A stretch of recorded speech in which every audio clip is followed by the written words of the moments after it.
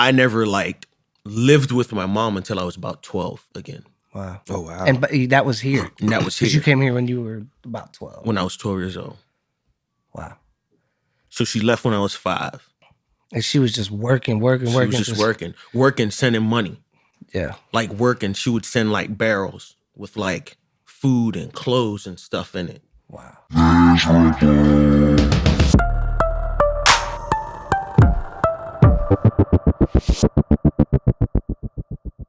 Fellas, Miserable Podcast, episode 3. Got Phill Keys. Phill, how you feeling? What up? What up? Kenny, how you feeling? I'm good. Kenny Queso Thompson. We got Paulie Pie Howard behind the camera, sitting there scrolling through something. Yeah, just had some good conversations about Cybertruck and Samsung QLED. What else were we talking about? Oh, Apple products and things like that. Mm-hmm. Just, things people talk about. Now, this third episode of the podcast, I feel like this is like the first real podcast. We did the how to listen to this podcast, episode 2 type thing. And then we did the what is the miserable company for episode 1. So if you listen to those two, I would encourage you to listen to those two first so you have a good foundation moving forward. And then you'll understand why today we're talking about something that is very intriguing. I think today is going to be a fairly substantial podcast, pretty deep topic. What we're going to be talking about today is success and specifically defining it. Like, what is success?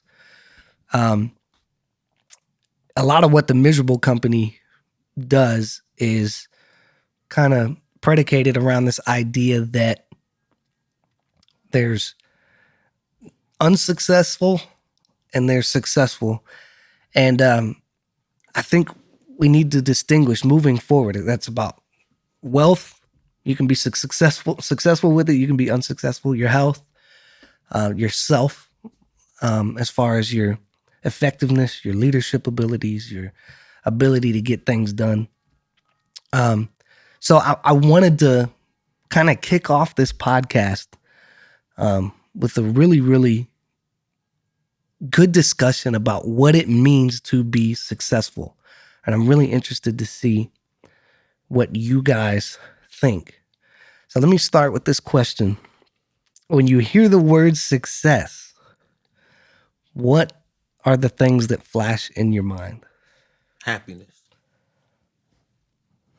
Yeah, I was going to say the same thing. Yeah. Just Happiness. being content. Yeah, just happiness. And I think, honestly, that's something that has developed over the years of me just becoming an adult. I think if you had asked me that question when I was a lot younger, I would talk about, just the flashy life things. I think that's just what entertainment has told us what success was. But now that I'm older with a family, and I'm a lot more established, I've just realized that success is just being happy. You can have money but be miserable. You can have, everything, like, whatever you think success is to you. At the end of the day, if you're not happy with whatever it is that you have and whatever it is that you're doing, there's no way you're successful. That's just my opinion. Yeah, I agree. I think, like you said, if you would have asked me, when I was like 18, what success is, I think it would have been purely financial. Right. I mean, just like if you have a lot of money, you're successful. I think more so for me now, it's just about being able to live the life that you want to live. For example, me with my video work, my video production, if I never made any more than what I make now, and I was able to do video work and do this stuff with you guys, I would be happy. I would even be more happy than Definitely. I was before, because Definitely. Now I'm doing something that I want to do, something that I love. Within your passion. Right. And doing that brings happiness, which to me brings success. Because now Exactly. my family's good. We're living comfortably. I'm not the Right. richest man in the world, Right. you know, but I think just kind of achieving those things that you set out to achieve, those things that you really desire, and being healthy and being able to live comfortably, I think that could be success in any area of your life, you know, whatever you want to achieve. It doesn't have to be, you know, the most extravagant thing that you're doing. What about to you? Well, but this is my question. So I'll give my answer, but let me ask you a question first. What role do those different things play in your happiness? If you're saying success is being happy, is there a certain financial condition that could add or take away from that? Is there? Obviously. Okay. And here, yes, because your financial stability affects your everyday life. Do you guys agree with the statement, money doesn't buy happiness? I do. You agree with it? Partially. I'm saying Biggie said it best. Of course. For real, like More Biggie, money. more money, more problems. Yeah. Right. So, you know, once you start, and I can't necessarily fathom, you know, these thoughts, but you know, once some zeros becomes a little bit more, your lifestyle and what, like, if I'm thinking about how I'm living now, when you start getting more zeros to your behind, you know, your name or whatever, everything changed. It takes you to a whole nother bracket. Yeah. So what's living to me now won't be living to me, you know what I'm saying, then. That's true. But I think a lot of that has to do with the conditioning here in America, one. And this is coming from somebody who was born Right. outside of the culture. Exactly. You were Exactly. born and raised in Jamaica. In Jamaica, a third world country, right? And I actually grew up not even knowing that I was poor. Right. Like dirt poor, bro. Like I didn't even know that there were nights that my family didn't know what was going to be for dinner. Like seriously, right? And it wasn't until I got a lot older and they were just like, "Hey, man, like we didn't even know what dinner was going to be for some nights." Do me a favor. Tell the, you don't have to like get too in depth, but I've heard some of the story about how your family, because now your family, talk about what is success.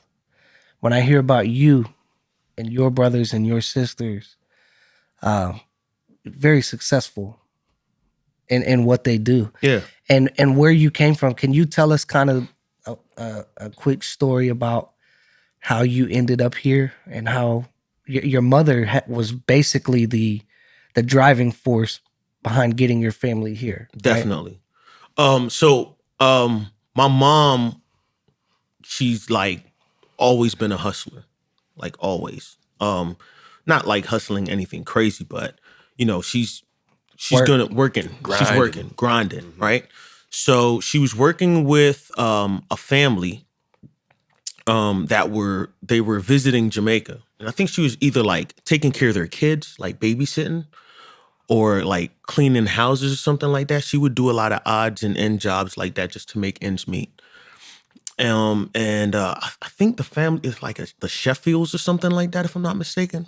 But she was working with them, and they were going home. They were coming back to the States, and they said to her like, "Hey, like, why don't you come with us?" And I think initially she was just like, "What? I can't do that. Like, it's just her and her kids, single mom and her kids and her 6 kids, and you know, she couldn't do that. Obviously, they were old enough.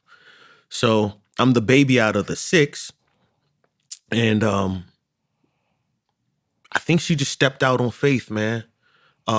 She wasn't necessarily living in the moment, definitely looking down the road and saying, "Hey, if I did that, my kids would be better." Had to be tough because I'm she had to sure. leave she had to leave. So I remember my mom leaving. She left when I was 5 years old.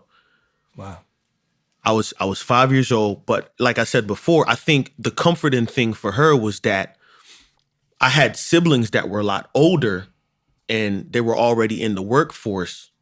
So it made it that transition was a lot easier for her. So I was 5 years old when my mom left, and I could still remember that day, like clear in my mind, like it was yesterday. I knew what color dress she was wearing. I knew who I rode with to the airport. I remember everything. Like it was like embedded in my mind. Because I never really understood exactly what was happening that day. I just knew that it was like everybody was happy. Like it was like, So it was a happy thing when she left. Like Like- everybody understood what was happening. right, because they're that much older, they have a greater understanding.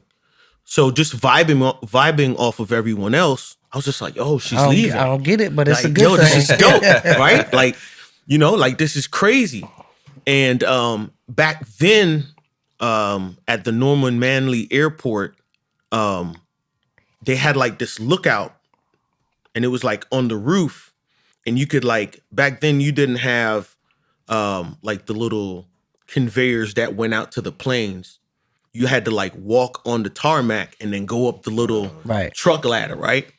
So I remember like looking out, it was like super windy. She had on like this big green dress and it was like blowing in the wind. And I remember seeing her going out and I'm like waving to her like I'm super hyped. I'm like, hey, mommy. Like I'm just like super psyched, right? She gets on the plane and we're just like looking. The ladder goes away. The door closed. And I lost it. Because you hit. It hit me. How long was she gone? Like, how long were you separated? How long was she? She was working to try to create the pathway for everybody to come. Exactly. And how long was that? Like, she would come back and visit. Like, she would try to come back at least once a year, right? If the money was good, like, she can come back like once a year.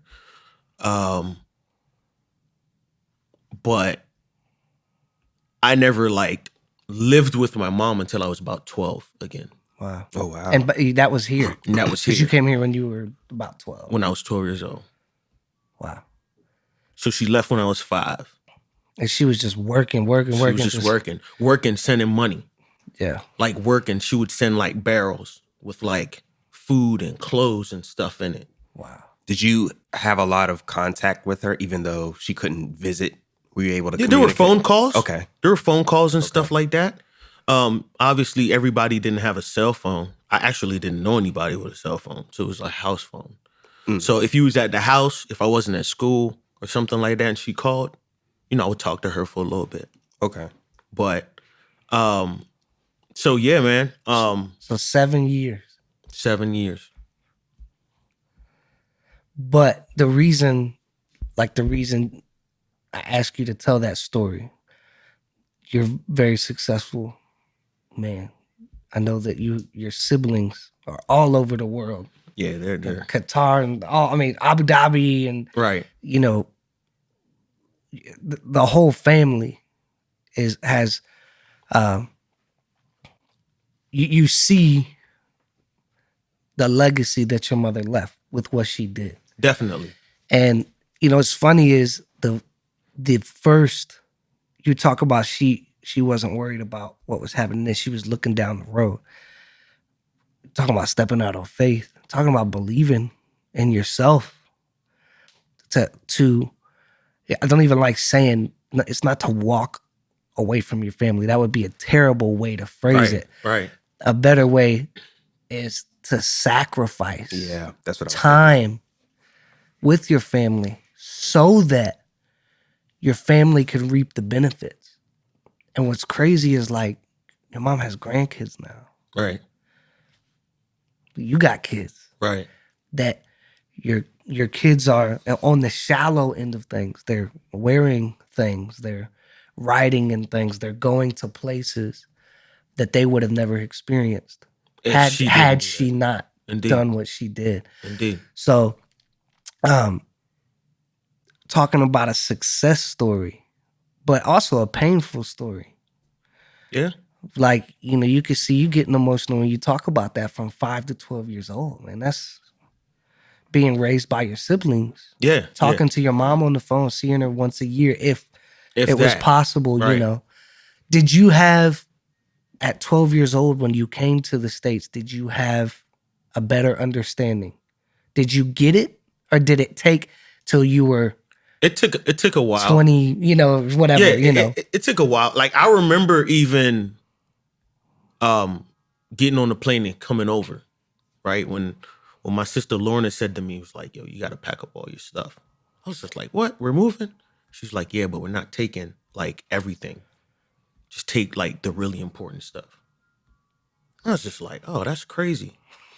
But I remember getting on the plane and I told myself, like, I'm coming back home.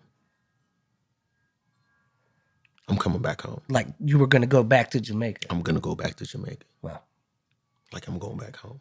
That's all I knew, right? That's the only thing I knew. And in my mind, I'm like, I'm not gonna like it there. Like it's not gonna be home. Like I gotta go back home. I think I had like a little girlfriend. I'm like, man, I'm gonna miss my little girlfriend. You know what I'm saying? But yeah, I for her to do what she did, like as a parent now, like if you told me like, yo, if I had an opportunity for me to go somewhere to be away from my kids, where I couldn't put them to bed at night, I couldn't help them with their homework, I couldn't just watch them grow. But you couldn't do it, right? I couldn't do it, bro.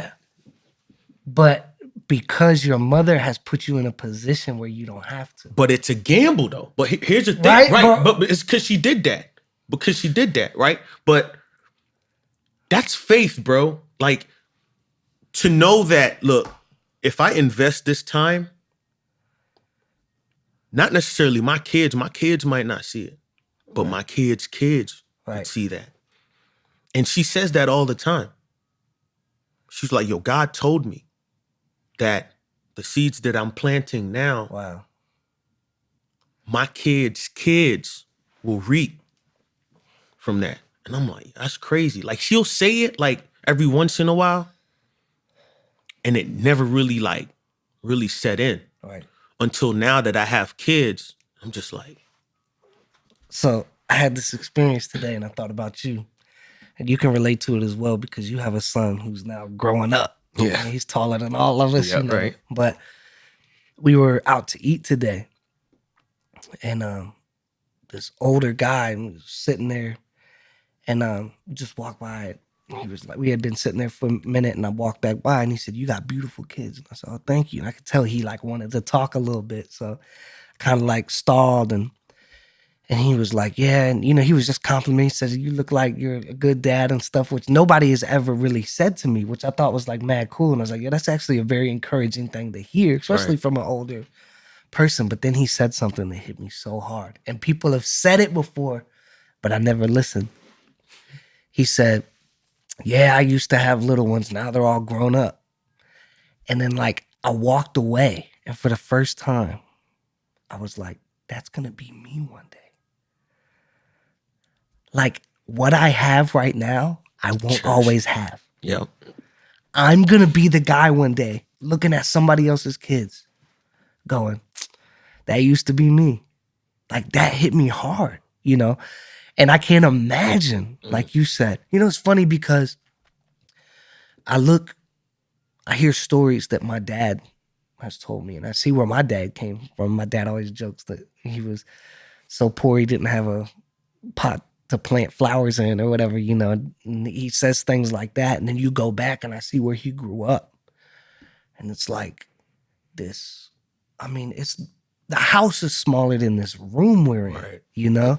And he shows me where he slept up with his, like where his brother was at and how it's like one room in the house type like thing. And they had an orange grove and like he just worked as a kid.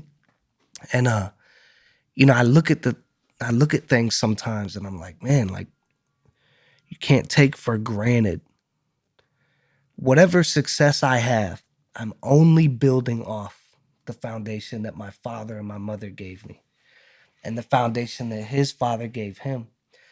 And I think that's why it's so important that we do strive for success in a sense, because it would be a shame to not continue the project. Indeed. Yeah. Like, this is a family thing that you're trying to carry on. Legacy. Right. And I remember what your father said at your wedding. And he said, I'm completely okay with saying this. And he said, but he looked at you and he said, son, you're a better man than I am. Mm. And he was like, that was the goal.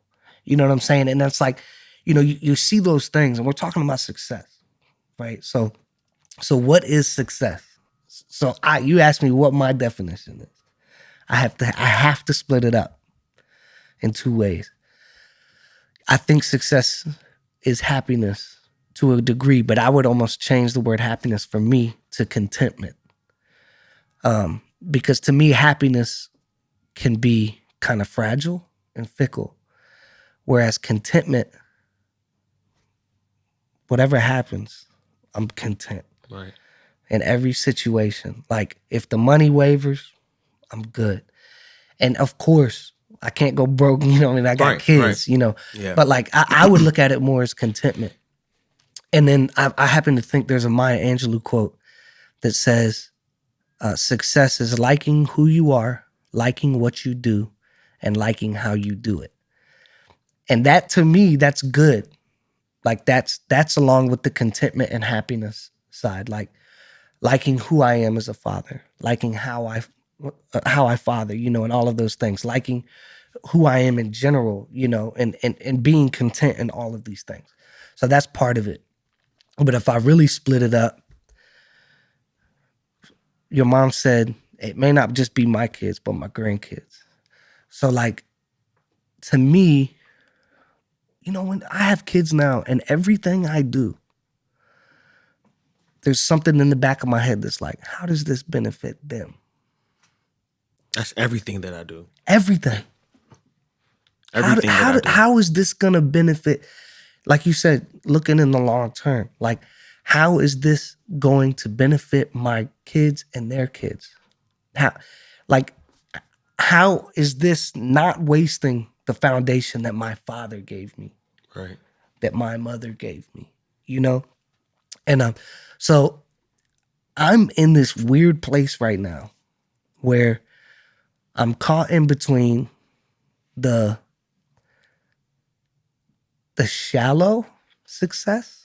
Because I asked you earlier, when you hear success, what do you see? Still in my head, when I hear success, like, the picture I get in my head is the dude getting out the limo and the camera's flashing and him walking down the red carpet. That's just like the picture in my head. That's not necessarily what I want.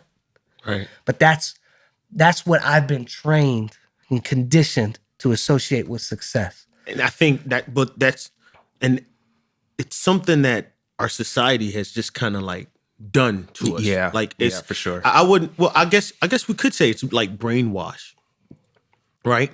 You got to have the big house, right? You got to have the nice car or cars, right? The one car you drive on a Sunday that's sitting in the garage, right? An antique. You got to have a truck, right? If you live in Northern Virginia, you got to have a truck because when it snows, you don't need a truck, right? And you're sitting on this, and I'm like, yeah, exactly. Right. So it's like you need like all of this That's stuff. why I got a truck and an antique truck and the family vehicle. But you don't like really like and to think that, and there's people that you gotta have the big house, the multiple cars, and you gotta have this, and you gotta have clothes in your closet with tags on it. But do you really need that? Right. And does that necessarily mean that you're successful? You know where I've been? Go ahead. Well, I was just going to say, I think a lot of that starts from a young age. I think what we see and what society tells us is successful is seen at a young age. Maybe for us, we were like the first generation that had social media. But, when we watched music videos on MTV and BET, and we saw these people with the cars and the money, and it wasn't just hip hop, it was a lot of different genres of music. Right. And when we saw, when social media came out, we saw people posting things and kind of glorifying these flashy things. I think that's why in our minds, in the back of our minds, that's like the picture we see with the limousine and the flashing and the the celebrities. MTV Cribs. Exactly. Crushed it. The Pimp My Ride. Crushed it's it. the, All you know of what I'm that. saying? It's Crushed it. And what I was going to say is I think where I've been recently is I'm finding myself do this new thing where I'm beginning to take pride in the things that don't reflect what other people say is success. So for instance, my pickup truck with all the holes and dents in it, 2005, it's lifted. I like it. It's not that I don't like it. But it's almost getting to the point where it's like, making jokes like, man, if I produced a platinum record, I still want to push this truck. Just to prove a point to myself. You know what I mean? Not even, I don't care what anybody else Who's the running back for the Redskins? Oh, the dude that drove like the same car he had in college. Like a Mazda or something like that. Not Clinton Porter. No. It was, that other dude. He plays for the Cowboys now. No. What? Fred. No, not Fred. What is this cat's name? I know who you're talking. He kind of came out of nowhere, didn't he? Yeah, he came out of like I want to say like a school out of Florida. He plays for the Cowboys now. Alfred Morris. Okay. Don't tell them I use my phone on the podcast. If they're not watching the video, they're gonna think I got it. Doesn't what's his name? Jeff Bezos. I never know how to say his last name. Bezos? Jeff Amazon. Yeah, Jeff Amazon. Amazon Jeff. I don't know if he does it now, but didn't he drive like some cheap car for the longest time, even when Amazon was like super successful? He probably had an underground garage with everything in it. Maybe. There's a documentary about it, and he was talking about how he like drives and how his desk, he used like the door was like the tabletop to his desk, and he just didn't change it because he felt like he didn't need to. It's even like Bill Gates, who like wears a t-shirt and jeans every day. He of course he lives a nice lifestyle, but, right. But I was watching that Inside the Mind of Bill Gates, and it's just like a normal Mercedes that anybody else around here drives. Somehow I can't drive it, but but like it wasn't anything like out of this world. Right. It wasn't flashy. Right. But yeah, I guess I've just been in that place now where I've felt I've been caught in the rat race. And I tell you, man, when you have kids, man, that was getting married. I'll say this. I think even getting married made that drive even worse for me, because it was almost like I got to live up to what my wife is expecting or what her parents are expecting. Right. I gotta prove that I can be the man. And then you kind of have kids, and it's like, all right, I am the man now. You gotta show them. Now I have to be the right kind of man. Right. And that may mean making sacrifices in areas that before were extremely, extremely important to me. I say this, man. My father had a stroke over a year ago. And I remember at the time I was working with some really cool artists and had some really cool opportunities, production and writing wise, and was just consumed in that. To where it was like my dad was like, hey, you want to go fishing? I was like, man, I can't. I'm just at the computer, man, just banging stuff out, emailing, banging stuff out, emailing, And my father had a stroke, and basically they told me at the hospital, like, say goodbye, because he's got to be airlifted, and even if we save his life, he's probably going to be brain dead. So go spend the last couple minutes with your father as you know him, at least. And it hit hard, man. I remember walking out of the hospital, and we saw some people we knew walking out there came, and I basically looked at them, and what I didn't want to tell them was like, that's it. But that's how I felt, And I remember coming out of that, I remember talking to you, Phill, about 2 months after that. I remember talking to you, and you were like, yo, like, what's going on? We were up on the stage. Like, what's happening? Like, what work are you doing or whatever? And I was like, man, I haven't sat down to produce or write in 2 months. It was since my dad's stroke. And you were like, what? Like, no, like you didn't believe it. It's the first thing you see when you walk in my house, you know, Right. like, and I literally for 2 months walked past that desk with disdain because of how important it was to me. And then how in a moment, Gone. it literally went from trash to treasure from treasure to trash in a moment, man. And I remember walking and just resented what I was like when I was doing that. And it was like a hard reset on my life because, and you know, you still get obviously caught up in things. You Right. still get, and I think that's part of being a human, part of being a father and man. I can't speak on the behalf of women, but I mean, I just feel like that's a drive that you just have. Like you just gotta go, you gotta do it. And that can be a good thing, but it can also be an unhealthy thing. And it was a very unhealthy thing for me at that time. And what's happened, see, I was so caught up. I just wanted to drive that, wanted to get that credit. I wanted to get my name on that. I wanted to get my name on this. I wanted this royalty and that royalty, you know. Right. And I think what happened since then, you know, over a year on from that, what's happened now is when I feel myself getting back to that, like as soon as I feel that, I'm like, nope, not doing that again.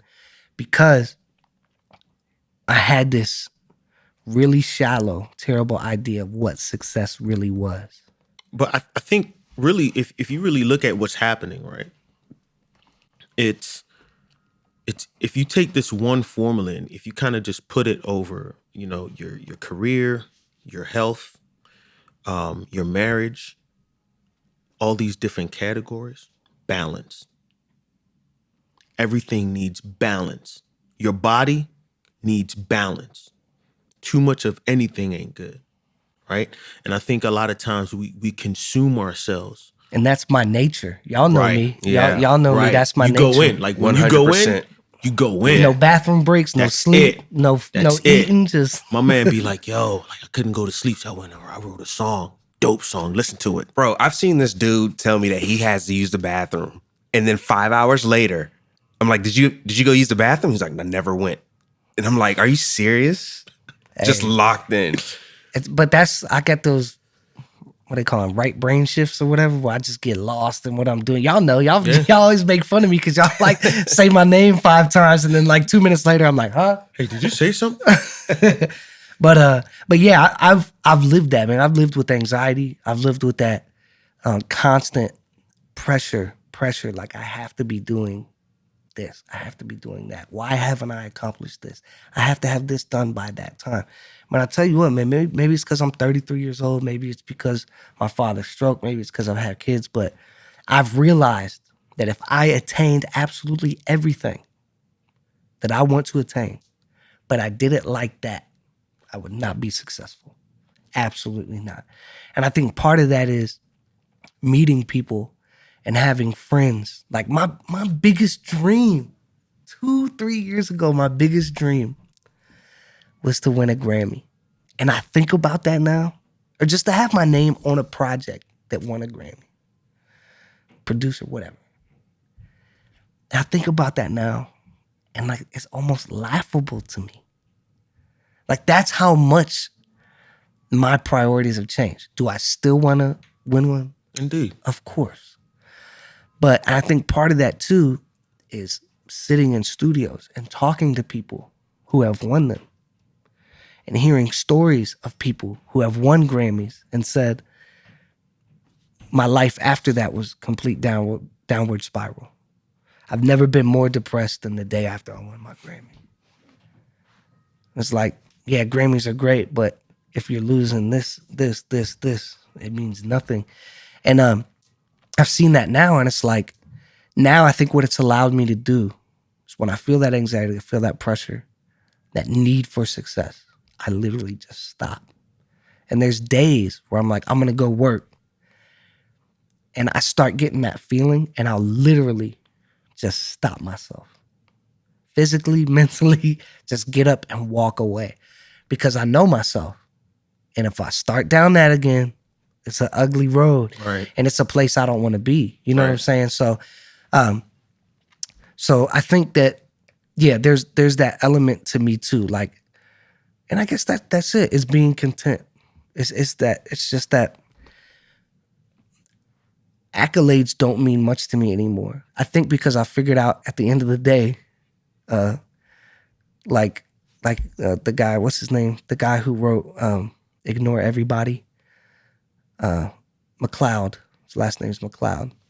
I think Hugh McLeod. Ignore Everybody. One of the points he makes in the book is that at the end of the day, nobody really cares about what you're doing. And it's pretty accurate. That's it. It's pretty accurate. I had one of my friends who's very successful, world tours and Grammys, who said, you know, at the end of the day, hey, I got a lot of fans. If I stop making music today, people will be disappointed for about 30 minutes. And then they'll go on with their lives. My most diehard fans will see the news and be disappointed, wake up the next morning and not care. And it's like, dang. Like, you know, so at the end of the day, those accolades, I'm just meeting these people, hearing these things, reading these things, it really makes you realize, like, my definition of success, I guess to me, is a work in progress because I don't really know. You know, I just know that every day I want to be the best father that I can be and the best husband. Everything else, let the chips fall where they may. You know what I'm saying? But those are the things that are important to me now.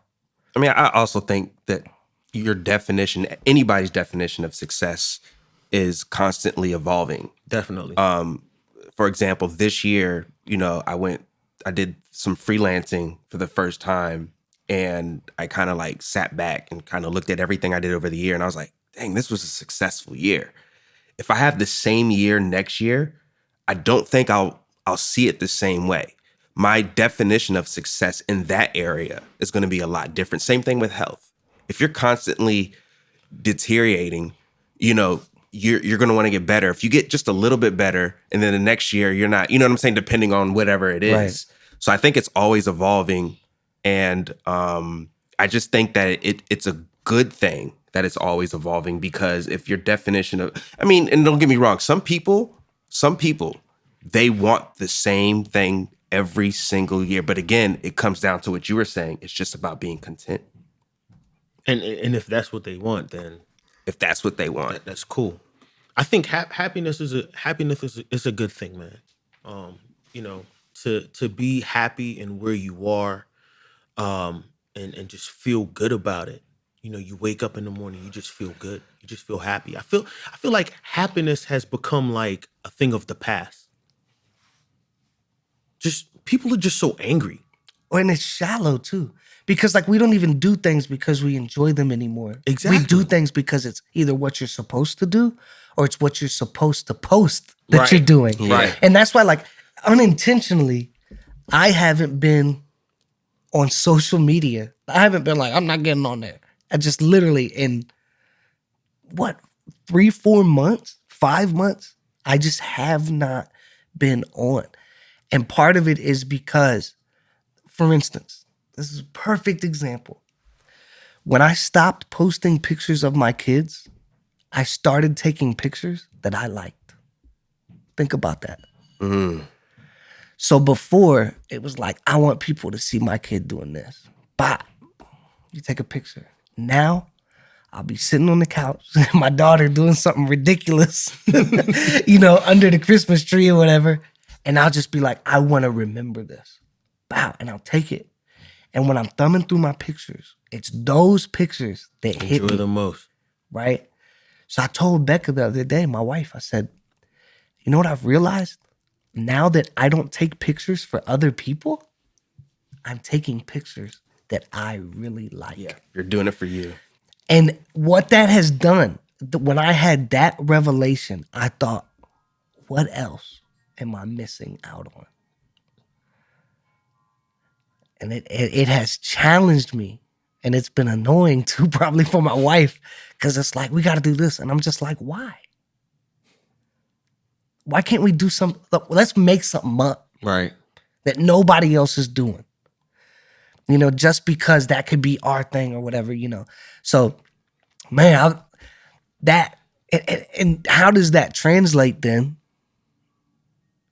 into your progression and what you want to do and what I want to do and our goals? Like, we talked about off mic, we talked about, or maybe in one of the other videos, about the band. And this is a Pixar idea too, from Creativity Inc., where he says they just had the idea that if we liked what we were making, the other people would like it. Yeah. And there was a band too, there's a similar quote. They're just like, how would you come up with this type of music? And they're like, we just liked it. And we had this thought that, like, if we liked it, there's got to be somebody else that likes it. And it's funny because that's like a backwards way of thinking now with a lot of like social media and things like that. Because now it's like, I'm going to post this because people will literally like it. Mm-hmm.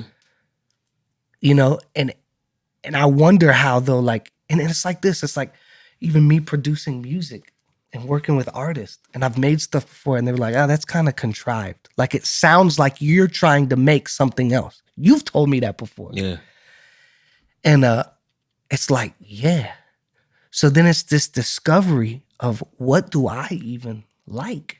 And that sounds crazy, but like, it's those ones that it's like you make and it's like, yeah, but nobody else sounds like this or likes that. So it's like, I'll never use it. And then you play it one day and people are like, yo, what's that? And you're like, y'all like that? That was actually my favorite one. You know what I'm saying? So, and it's that same idea with the pictures of my kids. A lot of times if we end up doing stuff for other people, we miss out on what it is that we actually like. People don't even know themselves, bro. That's true. And it People goes don't back know to that themselves. Maya Angelou quote. It's liking who you are, what real. you do, and how you do it. You know, and that's something I think that is lost sometimes because we like what we're supposed to like. Exactly. We buy what we're supposed to buy. And man, I'm getting to that point, man, where I'm just like, I'm becoming a rebel. It's like I said, if for some reason, $10 million showed up in my bank tomorrow, I'm driving that beat up truck. Yeah, that's how I feel. I'm not saying I would. So I'd probably buy a Cybertruck. But but that's how I feel, at least. Like, that's where my disposition is now. Right. Like, I think this is what it is. I'm aware. I get it now. I'm not a part of the mob. You know what I'm saying? Right. I'm not a part of the rush. Like, I've found a moment where I can step outside and go, wait a second. Why am I even doing that? Well, because we now understand that it's more to life than just that, bro. It's like it's more. There's so much more to life than just doing what everyone is doing. Which comes with growth too. It in comes years, because it does. 10 years ago, You we're would not have said thinking that, and I'm this. like, yeah, right. Yeah. I gotta go get them J's. Like now, like having kids now, where it's like I can't get every shoe that I want to get. Yeah. It's kind of like now I gotta kind of like pick and choose. I'm to the point now, be like, yo, you getting the breads? And I'm like, I'll probably get them for my son. You understand what I'm saying? Yeah. Like it's like I don't even care about buying them Jones no more. Have you guys ever experienced that, like what you're talking about, like that evolving or progressing as you go, like what you're just saying? Have you ever felt like sometimes you have to continue because that's become a part of your identity? Like, you're Phill Keys. You got every shoe. Like, have you ever felt the pressure, like, and that's who I am? Like, I have to do that. You have to continue that image. You have to keep Right. Nah, not me. No? Nah. I guess because I am like a rebel, especially like if that's something that you're looking for in me, or if you're giving me that title, naturally I want to do the opposite. Right. So if Contrarian. right. Like if you like, Oh, that's what I'm supposed to do? That's Phill Keys. You know, he got all the shoes. And I'm like, no, I don't. Yeah. I'm gonna stop buying shoes for like two years. Just to prove my point. Just for like I 2 don't. days. No, I don't. I think where I do struggle with that, with just kind of just doing things because people expect you to do them, is when it's Opening the for door for your wife. something else. Oh my gosh. When it's like for someone else. So like, for example, my YouTube channel, I've gotten to the point where I've gotten like stressed out. I was doing 2 videos a week, every week. I was dropping a spoken word. I was writing, remembering, memorizing, and putting out a video, editing the video and putting it out every single week, a new spoken word. And it was getting stressful. And I saw the success in the numbers, you know, but I got to a point where it just stressed me out and it was affecting my relationship with my family, you know, my parents, my son, my girlfriend at the time, my fiance. And I just had to say no. I just had to stop. And I'm okay with doing that. It was okay. I didn't feel bad about doing it. I didn't feel like, oh, people are going to expect. So what? But when it comes to me doing things for other people, that's when it's hard for me to say no sometimes. Just because and you guys have said it about me, I'm known as a faithful guy. I want to be known. I like that title. I like being faithful. And not only because like any what's the word? Vain reason, but I like the idea of helping people. Being the good guy. Being the good guy.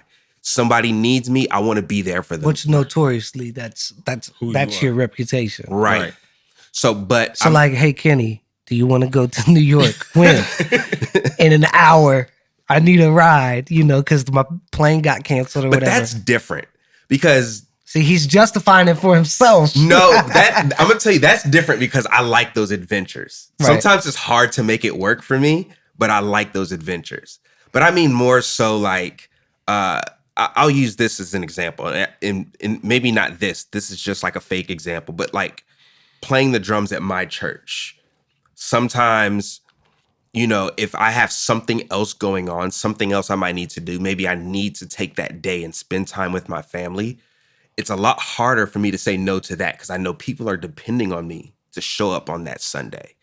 Like I said, that's not the example, but it's something like that with things because I want to be there for people. But at the same time, there's other things that are more important sometimes that I have to do. But you put that on the back burner just because. Sometimes I do. That's something I'm struggling with, but the older I get, the more I realize it. I do it sometimes too. But And I don't think it's bad to do it. right. I don't think it's bad to do it. It's and like I said before, it's just understanding that balance, right? Of balancing, and it's tough, right? It's just tough. It's tough to just balance everything. Like you go to the buffet, you want to eat everything, right? The look you gave Sharon, you're like, I messed it up. He almost knocked the mic over if you're just listening. But it's tough to balance everything, bro. And I think that's what I'm trying to grasp in my life. How do you balance everything? Because now that I've understood that a lot of things in life just depends on balance, especially when you look at your health, right? If you have too much sodium, it's not good, right? Too much fat, it's not good. Too much water, which like blew my mind. Hyperhydration. yeah, It's not good. That's crazy, right? So the body needs a perfect balance of everything. It needs a little bit of salt, a little bit of sugar. You understand what I'm saying? Right, yeah, So yeah. so how do you take that and duplicate that in your life with everything else? In my marriage, I'm like a workaholic. And my wife is like, yo, like, dog, you're like working too much. In my mind, I'm like, yo, I gotta be a provider. Not only that, I gotta show my son, like, yo, you gotta go out here and get it. Right? So now I gotta be an example. Right? And she's like, yo, like, you're going to work early, you're coming home late. We're not spending time together. And I'm just like, yo, I told your pops I gotta take care of you. So I gotta show this man when I went to go ask him, like, hey, I want to take your daughter off your hands. I want to marry her. I want to make her mine. Mm-hmm. I want to provide for her and care for her just like you would. I got to go do that. And it's like understanding that balance. Like, I gotta leave work early. I gotta make those times. You understand what I'm saying? Yeah. And that's like my struggle. So like now that I've kind of like understood this whole thing on balance and just balancing your time and using that equation across my life, I'm not good at it, but I do have a better understanding of it. You know what? I think I just formed my new definition of success. Just listening to you talk. I may disagree with this next week. But, I feel like I would be successful if I knew what it is that I should do and I did that. Does that make sense? If I understood what was important and if I kept those things my priorities, I think that I would be successful if I did that. Sure. That's legit. I think it's kind of cookie cutter. And here's why I say that. If someone gave you, if you're like an adrenaline junkie, right? Or we were talking about Free solo earlier. We're talking about that, right? And if this guy knew exactly, you go here, you step here, you step there, and if I do fall, I got a rope that's gonna catch me. Obviously, to him, there's nothing fun about that. However, let's take it another notch up. I think it challenges us to not know what that is. Because then if you did, you talk about this a lot, all right, is just not being comfortable.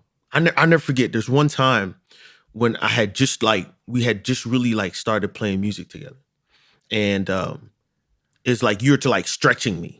And typically whenever I'm being stretched, it's because of you. You're like always taking me outside of my comfort zone. Like I like just being and staying with what I know. All right. If I go to a restaurant, I'm gonna get the chicken tenders. I hate you so much. Right? But I'm cool with that. Right? But you're like, yo, just try the sushi, bro. Like, nah, I'm not trying to mess with that. Right? So we're playing music and you're just like, it's okay to play other types of music. And I'm like, why? Like he like said it out loud. Like he was frustrated, right? So we were doing something that we normally don't do. And we had to kind of stretch ourselves a little bit. And he was like, yo, like, it's okay. It's okay to, and I'm just like, that's whack. At the time when he said that, John, I was just like, oh, come on. I can see this whole thing playing out, by the way. Right? But like later on, just like thinking about it, he was just like, yo, that's right. Right? He introduced me to a lot of different music that if it was up to me, I wouldn't have listened to it. Citizen Code, Snarky that. Puppy. Yo, we drove all the way to Pennsylvania. Was it Maryland? Wasn't it? Nah, Pennsylvania. Was it? I thought it was far, and we just to see Citizen Code. Something that look when we helped crazy. At the ground up recording for Snarky Puppy, we left at 5:00 in the morning from here, DC. Drove to Brooklyn, got there at breakfast, set up with them all day, watched the performance that night. Drove got all the way back in the car at like what 1 a.m. Something crazy. Got on the interstate, got stuck in traffic. This man fell asleep. Slept all the way to like Alexandria or something. For real. And we got home at like 5:30. It was literally like 24 hours round trip. But I've put you on a lot of situations like that. Got this man to go to Haiti on last minute notice. That was crazy. But like, I think what happens though is when you're outside of your comfort zone, you then start realizing your capabilities. And you would never know that you could do, or that you had the that you could even handle or even process in these type of different situations if you weren't exposed to those situations. Right. So to your point, yes, sure. If someone said, hey, drive here, if you were given the directions, drive here, do this, whatever you do, you're going to be successful. Sure, I could follow the map. But would that bring you happiness? Would that bring you contentment in just following the map, saying, hey, this, that? You know what I'm saying? Yeah, it's a good question. Yeah, the not knowing and still being able to push yourself to do it is part of that growth too. Definitely. So I see what you're saying. Definitely. Yeah. So I don't know. We'll see. I guess. I think for the purpose of the miserable company, a good definition of success is not being miserable. How does that work? As simple as that sounds, that's it. Yeah. I think And that's it. that's what the miserable company is about. You know, our mission is to build and encourage a community committed to enjoying life. And I mean, That's it. if you can enjoy life, You're successful, bro. and I think, see, our thing, and I think this is the point. I think this is what we've been saying for 56 minutes, is that enjoying life is not determined by all of those fine print things. Although it may be affected, but we can choose to focus on the right things, Right. so that enjoying life is possible without a certain this, a certain that, Right. a certain number, Exactly. a certain right. Like that's so. I was gonna say the same thing. You just said a little different than I would do it. I'm pretty simple. Enjoying life looks different. It's a different picture for each person. Right. And I think everyone looks at a general picture and be like, that's success. That right there. That's the that issue, is success. And so because everyone is looking at the same picture, we're like, oh yeah, I gotta get there. Like my picture has to look like that. Like your pictures, right? Like posting pictures, like it has to look a certain type of way. Who said that? Right. Who said that if you wanted to post something on Instagram, it has to be picture perfect? Well, most of the time we're just mimicking somebody else. Exactly. Right. But In an effort to get some sort of like confirmation or who affirmation cares? like they That's are. the thing. Right, right. Who cares, bro? Who cares? I'm saying, especially for a person that's our age to live their life like that. If that's a teenager living their life like that, I get it. You're a teenager. But if you're a grown adult living your life like that, it's pretty sad, bro. Basically trying to live someone else's version Yo, of success. That's whack, yo. Yeah. That's whack. And that's sad, bro.